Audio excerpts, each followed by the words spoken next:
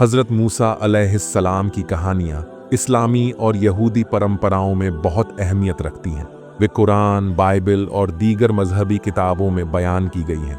हज़रत मूसा को अल्लाह का एक बड़ा नबी माना जाता है, जिन्हें बनी इज़राइल को फ़िरौन की गुलामी से आज़ादी दिलाने और अल्लाह का पैगाम पहुँचाने की जिम्मेदारी दी गई थी।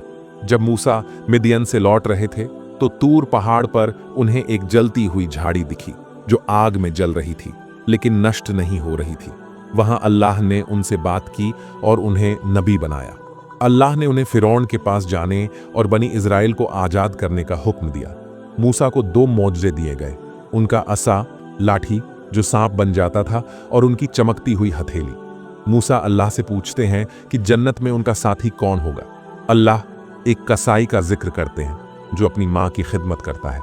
मूसा उस कसाई को देखने जाते हैं और पाते हैं कि वह अपनी बूढ़ी माँ की खिदमत में इतना समर्पित है कि उसकी माँ की दुआ के सबब उसे जन्नत में मूसा के साथ जगह मिलेगी। ये कहानी माँ बाप की खिदमत और दुआ की अहमियत को जाहिर करती है। चलो तो शुरू करते हैं आज की कहानियाँ। हज़रत मूसा अलैहिस्सलाम एक दिन अल्लाह से मुलाकात के इरादे से तूर पहाड़ की तरफ रवाना हुए।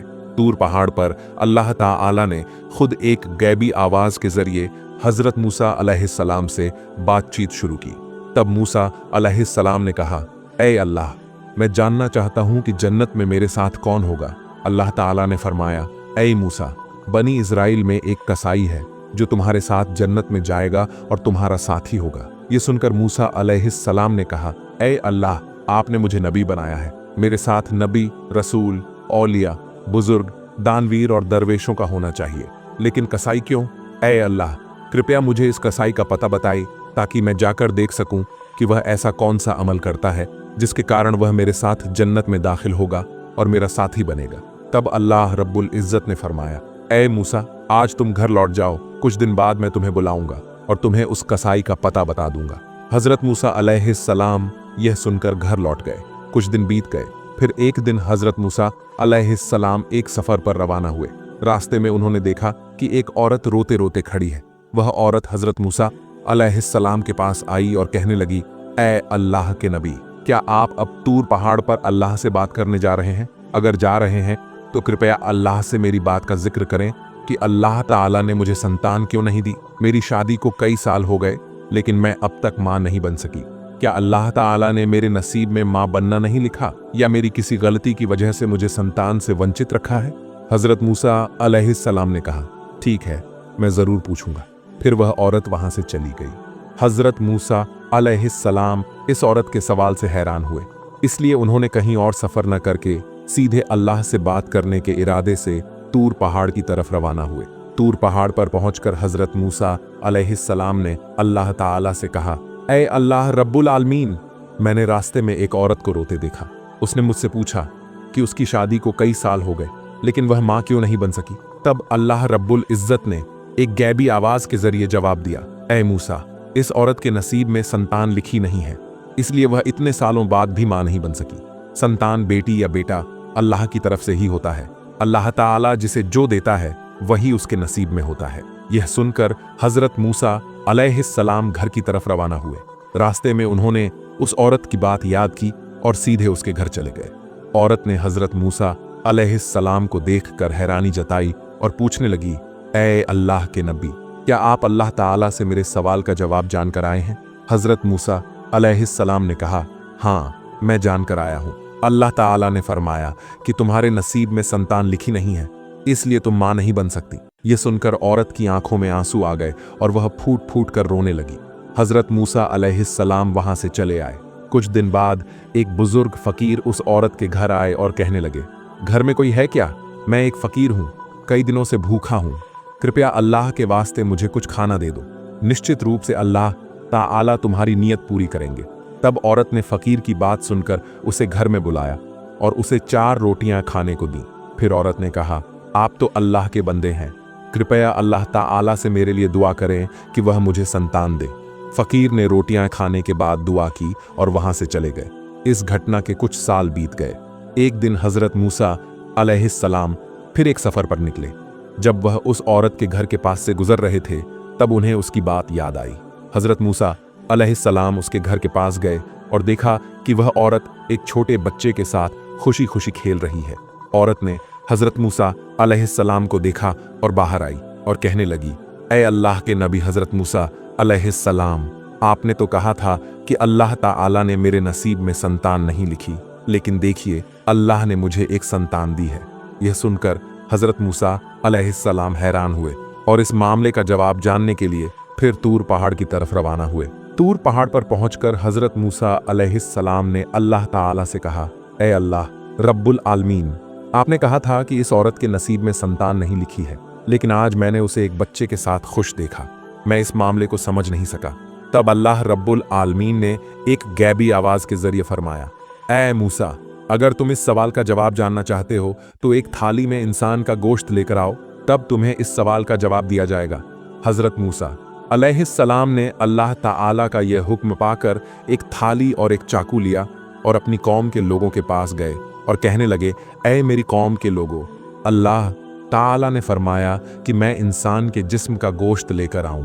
तुम में से कोई है जो अपने जिस्म से कुछ गोश्त काट कर इस थाली में दे सके? लेकिन हजरत मूसा अलैहिस्सलाम की इस बात पर कोई राजी नहीं हुआ और सब एक एक करके वहां से चले गए। तब हजरत मूसा अलैहिस्सलाम बहुत परेशान होकर इधर उधर घूमने लगे। जब उन्हें इंसान का गोश्त नहीं मिला और वह घर की तरफ लौट रहे थे, तभी अचानक एक बुजुर्ग फकीर ने पीछे से पुकारा, ए अल्लाह के नबी मूसा, तुम्हें क्या हुआ? तुम इतने परेशान क्यों दिख रहे हो? तब हजरत मूसा अलैहिस्सलाम उस फकीर के पास गए और बोले, अल्लाह रब्बुल आलमीन ने मुझे इंसान के जिस्म का गोश्त लाने का हुक्म दिया है, लेकिन कोई भी अपने जिस्म का गोश्त काटने को तैयार नहीं हुआ, बल्कि सब मुंह फेर कर चले गए। यह सुनकर उस बुजुर्ग फकीर ने हजरत मूसा अलैहिस्सलाम से चाकू लिया और अपने जिस्म से थोड़ा सा गोश्त काटकर उनके हाथ में दे दिया और वहां से चले गए। ये देखकर हजरत मूसा अलैहिस्सलाम बहुत हैरान हुए। फिर वह उस इंसान के गोश्त को लेकर फिर तूर पहाड़ पर पहुंचे और बोले, ए अल्लाह, मैं इंसान के जिस्म का गोश्त ले आया हूं, लेकिन जब मैंने लोगों से मांगा तो सब ने इनकार कर दिया, सिवाय एक बुजुर्ग फकीर के, जिसने अल्लाह का नाम सुनकर अपने जिस्म से गोश्त काट कर मुझे दे दिया। तब अल्लाह रब्बुल आलमीन ने एक गैबी आवाज के जरिए फरमाया, ए मूसा, इस गोश्त के लिए तुम्हें सबके पास जाने की जरूरत नहीं थी, तुम खुद ही काफी थे। इसके जरिए तुम्हें अपने सवाल का जवाब मिल गया। वह बुजुर्ग फकीर जिसने सिर्फ मेरा नाम सुनकर अपने जिस्म का गोश्त काट कर दे दिया, वही वह शख्स है जिसने उस औरत के लिए दुआ की थी और मैंने उसकी दुआ की सदा में उस औरत को संतान दी। ऐ मूसा, जो शख्स मेरे रास्ते में सब कुछ कुर्बान कर देता है, मैं उसे सब कुछ देता हूँ, यहाँ तक कि उसका नसीब भी बदल देता हूँ, सिर्फ उसकी दुआ की वजह से। ये जवाब सुनकर हजरत मूसा अलैहिस्सलाम घर लौट गए। कुछ दिन बीत गए। फिर एक दिन हजरत मूसा अलैहिस्सलाम को याद आया कि अल्लाह ताला ने फरमाया था कि एक कसाई उनके साथ जन्नत में होगा। इस सवाल का जवाब जानने के लिए हजरत मूसा अलैहिस्सलाम फिर तूर पहाड़ की तरफ रवाना हुए। तूर पहाड़ पर पहुंचकर हजरत मूसा अलैहिस्सलाम ने कहा, ऐ अल्लाह रब्बुल आलमीन, आपने फरमाया था कि एक कसाई मेरे साथ जन्नत में होगा।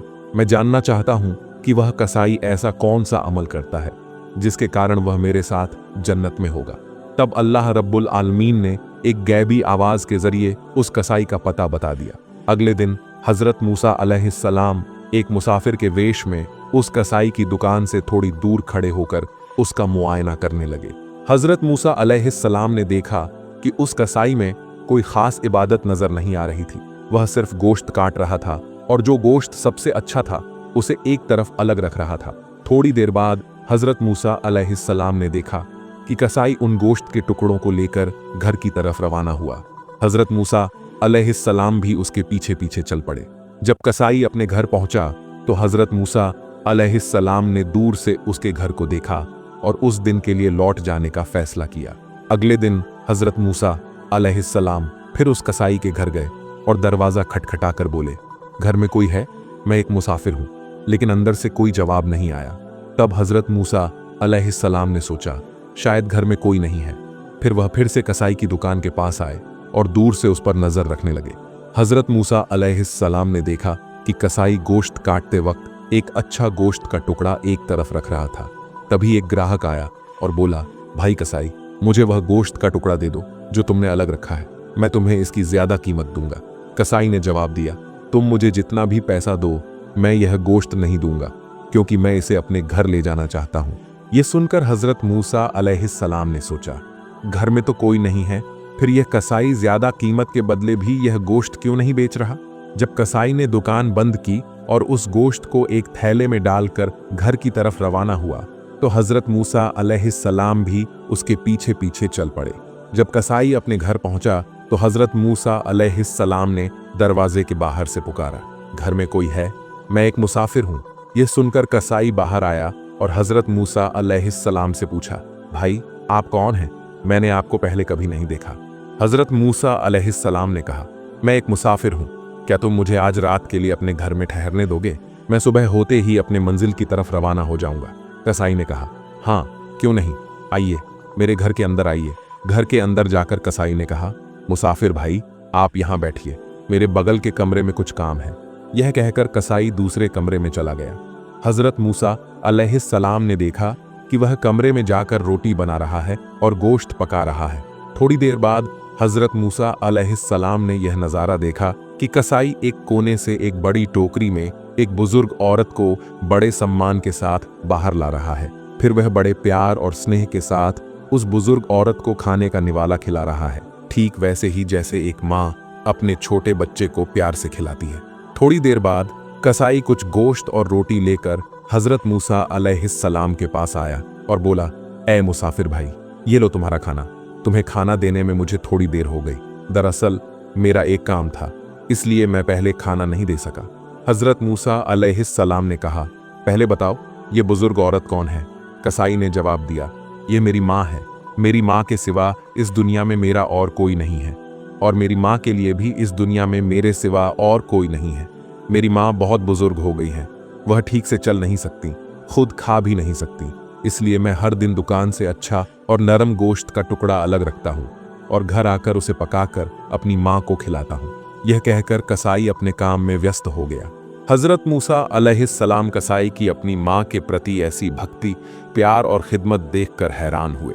फिर हजरत मूसा अलैहिस्सलाम ने देखा कि वह बुजुर्ग माँ अपनी आंखों से आंसू बहा रही है और हाथ उठाकर अल्लाह के हुजूर में दुआ कर रही है, ऐ मेरे अल्लाह, तू रहमान और रहीम, गफूर और रहीम है, तू सबकी हालत जानता है।